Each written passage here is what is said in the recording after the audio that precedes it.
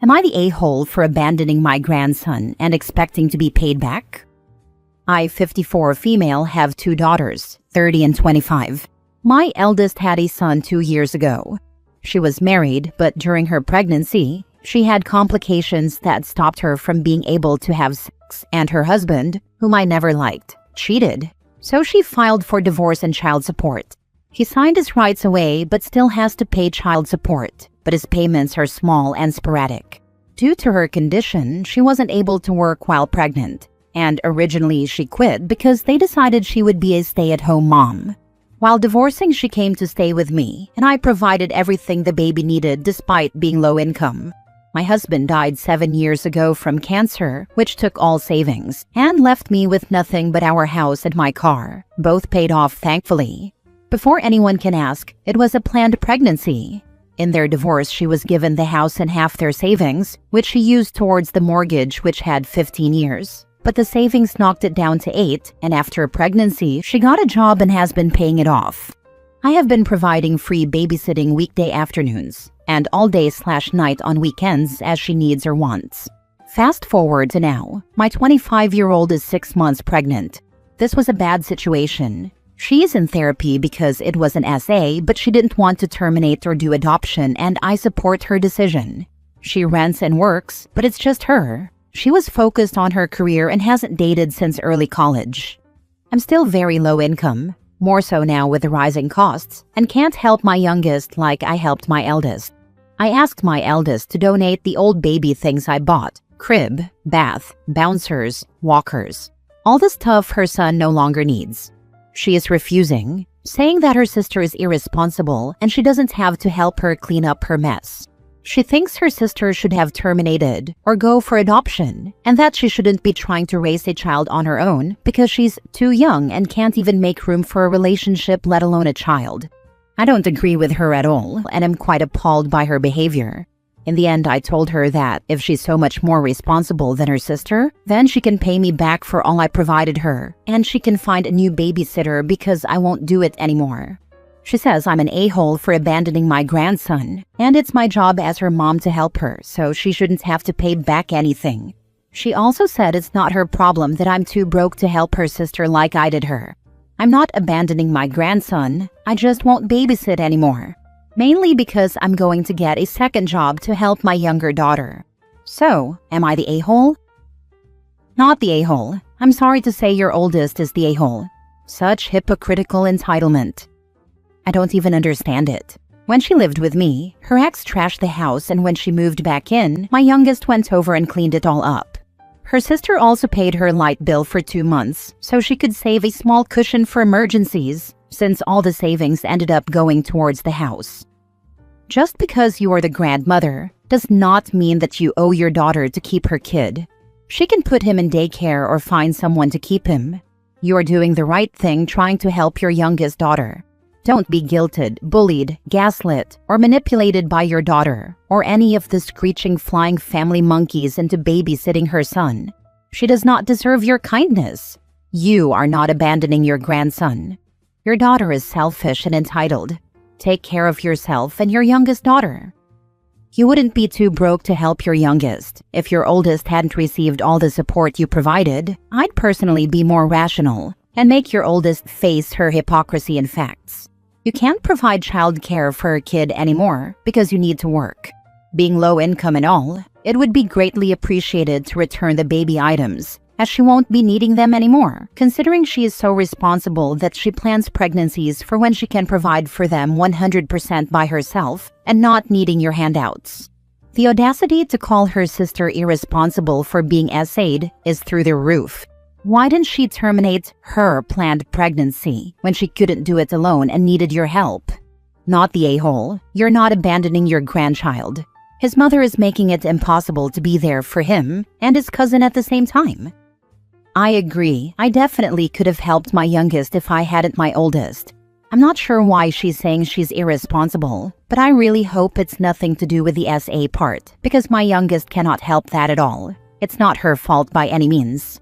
It was one of those freak random break-ins that we see in the news from time to time.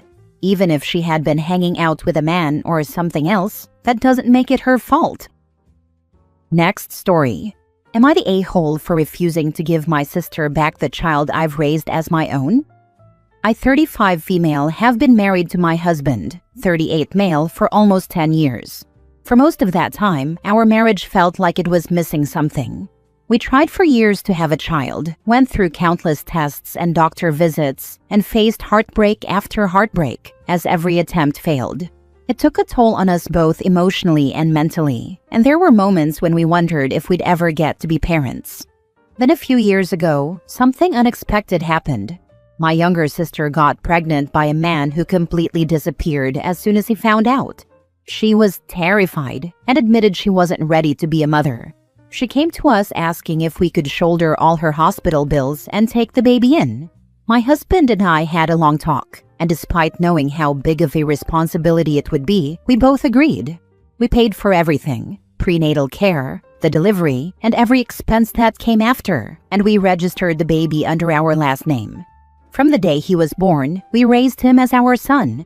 We loved him with everything we had and treated him as our firstborn. We never hid the truth from him. We gently told him that biologically, his mom is my sister, but he never seemed to care. To him, we are mom and dad, and he has always been happy and secure in our home. Years later, after what felt like a lifetime of waiting, my husband and I were blessed with a biological child of our own. Our daughter is now 4 years old, and she completed our family in a way we had always dreamed of. We were beyond grateful for this blessing. But ever since our daughter was born, my sister has been making comments that she wants to take her child back, claiming that since we already have our own, she should get to raise her son now. At first I thought she was joking or just making emotional remarks, but she has brought it up repeatedly, and it's becoming clear that she's serious. This feels so deeply unfair to me. I have never kept her from visiting him. She has always been welcome in our home, but she has never shown much gratitude for what we did for her. Now she feels entitled to just take him away, as if the 8 years we have spent loving, raising, and providing for him mean nothing. I can't imagine giving him up. He is my son in every way that counts. His first steps, first words, school milestones, bedtime stories. Those moments were ours. He calls us mom and dad. We are the only parents he has ever known. Would I be the a-hole if I fought to keep him with us and refused to hand him over to my sister?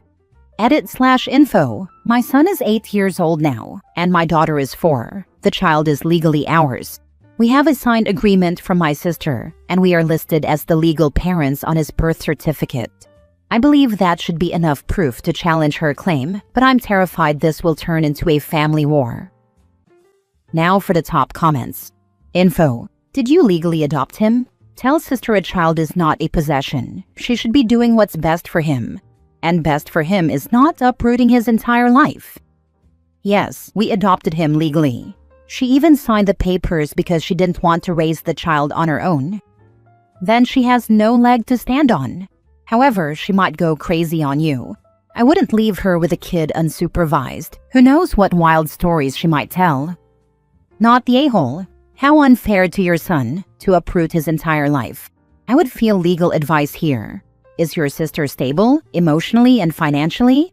What an awful, selfish thing to do too. Yes, she was struggling emotionally and financially. That's why we took all the bills and everything.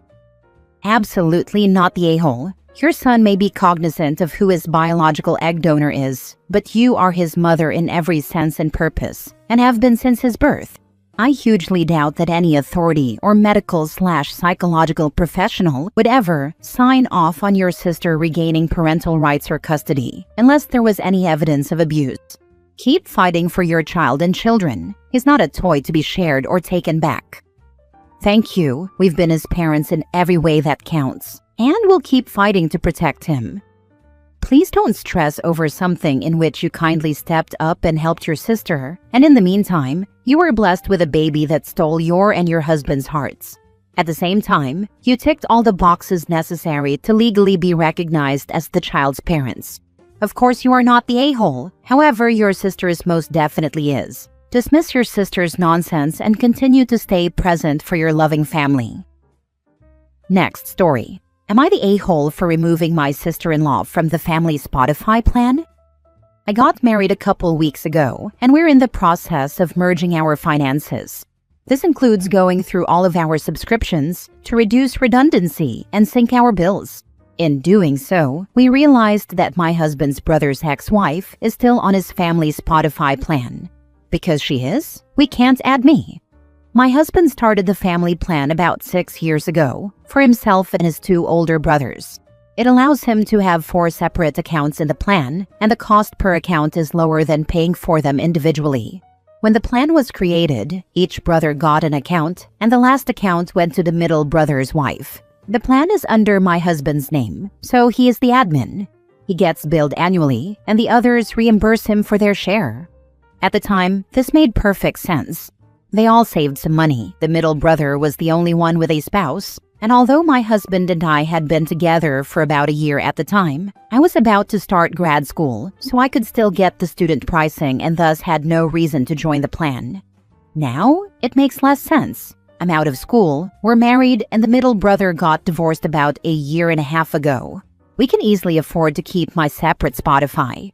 But we also realized the ex never paid my husband back when the plan renewed this year, so we agreed it made more sense to remove her and add me in order to simplify our subscriptions. So that's exactly what my husband did. He deactivated her, joined my Spotify to the plan, and texted his middle brother to let the ex know. We didn't text her directly because she became extremely volatile during their divorce, so the brother asked our whole family not to contact her directly, so all communication could flow through a specific moderated messaging app that their lawyers recommended. This has caused a family conflict. The middle brother is mad at us because he feels like we're forcing him to have another fight with his ex just so we could save a buck.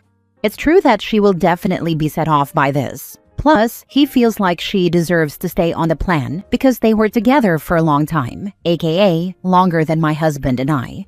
We can definitely see how it sucks for him to have to reach out to his ex and inevitably piss her off. On the other hand, the oldest brother agrees with us.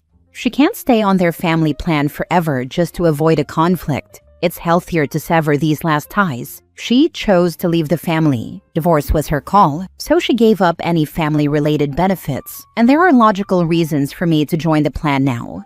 So, internet strangers, am I the a-hole for asking to join my husband's family Spotify plan, and thereby forcing his brother to have a conflict with his ex?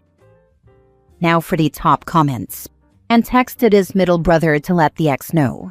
I don't think it is necessary that middle brother lets her know. She is bound to notice the next time she tries to use Spotify, and will either just accept that she is not part of that family anymore, by her own choice, or will reach out from her side to bitch about it, in which case middle brother has the same fight as he is fearing for when he reaches out to let her know. And if she complains about it, the answer to, "Why did you remove me?" should simply be, "You didn't pay for it at the last renewal, so we assumed you don't want to be on it anymore." And who knows, maybe she is not even actively using it currently, and not paying for it was actually her way of saying, "I'm not part of this deal anymore." Not the a-hole. This is the way. She didn't hold up her financial end, so she's dropped. That's all middle brother has to say when and if she contacts him or anyone in the family. She's not entitled to a heads up. In real life, you don't pay your bill, service stops. Even if she did pay last year, there is no reason she shouldn't be dropped now. She isn't part of the family anymore, and she handled the divorce badly enough that a messaging app had to be implemented. To continue to let her save money at the expense of an actual family member would be rewarding bad behavior. I agree. The reasons OP has for replacing her on the plan is perfectly valid without the payment issue, but the lack of payment just makes it all so much easier, as they don't have to have a conversation with her about either honoring the deal until the end of the payment period or giving her a portion of the money back. Last story. Am I the a-hole for not wanting to buy my girlfriend's brother NBA 2K26 after I already got him a PS5? So, my girlfriend's little brother turned 16 a few months ago, and I really wanted to do something special for him. He's a good kid. I get along with him well, and my girlfriend's family has always been really kind to me. So, I went big and bought him a PlayStation 5 for his birthday. It wasn't cheap, around $500, but I figured it was a milestone birthday, and he was over the moon about it.